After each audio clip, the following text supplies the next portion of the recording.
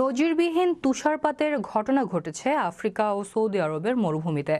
লাল মরুভূমির বুকে জ্বলজ্বল করছে সাদা তুষার। তাপমাত্রা নেমে গেছে 2 ডিগ্রি সেলসিয়াসে। বিস্তারিত থাকছে ডেস্ক রিপোর্টে।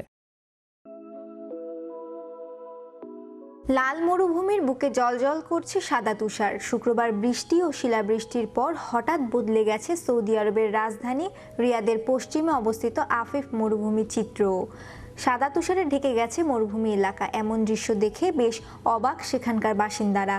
দ্রুতই এই চিত্র ছড়িয়ে পড়ে সামাজিক যোগাযোগ মাধ্যমে।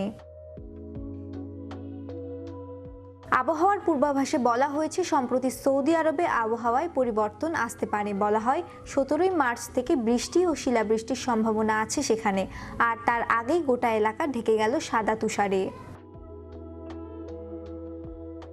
মঙ্গলবারের পূর্বাভাসে বলা হয়েছে মধ্যাঞ্চল ও পূর্বাঞ্চলের মাঝে মাঝে বজ্রপাত সহ ঝড় হতে পারে।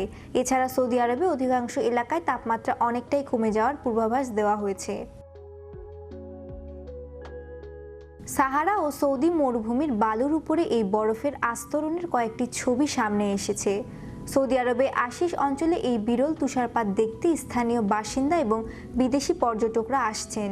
এর একটি ভিডিও সামাজিক যোগাযোগ মাধ্যমে ভাইরাল হয়েছে, যেখানে স্পষ্টভাবে দেখা যাচ্ছে তুষারপাত হচ্ছে। তবে শীত মৌসুমে সাধারণত এখানে তুষারপাত হয় না। সাহারার আইন সেফারাকে মরুভূমির দ্বার বলা হয়। সমুদ্র পৃষ্ঠ থেকে 1000 মিটার উঁচুতে অবস্থিত এই এলাকা আটলাস পর্বত দ্বারা বেষ্টিত। সাহারা মরুভূমির উত্তর আফ্রিকার বেশিরভাগ অঞ্চলে ছড়িয়ে রয়েছে। হাজার বছর ধরে এখানে তাপমাত্রা ও আর্দ্রতায় বড় পরিবর্তন হয়েছে। এলাকাটিতে প্রায় 50 বছর পর তাপমাত্রা এত কমে গিয়েছে। দক্ষিণ পশ্চিমাঞ্চলে তাপমাত্রা -2 ডিগ্রি সেলসিয়াসে নেমে গেছে। মরুভূমিতে বরফের মধ্যে উঠে চড়ে অনেকে সামাজিক যোগাযোগ মাধ্যমে ছবি শেয়ার করছেন। উল্লেখ্য, মরুভূমিতে তুষারপাত খুবই বিরল, তবে ঠান্ডা কিন্তু এখানেও অনেক পড়ে। রাতের বেলা তাপমাত্রা হঠাৎ নেমে আসে। শ্রেয়া রায়, বিশ্ব বাংলা 24 নিউজ ডেস্ক।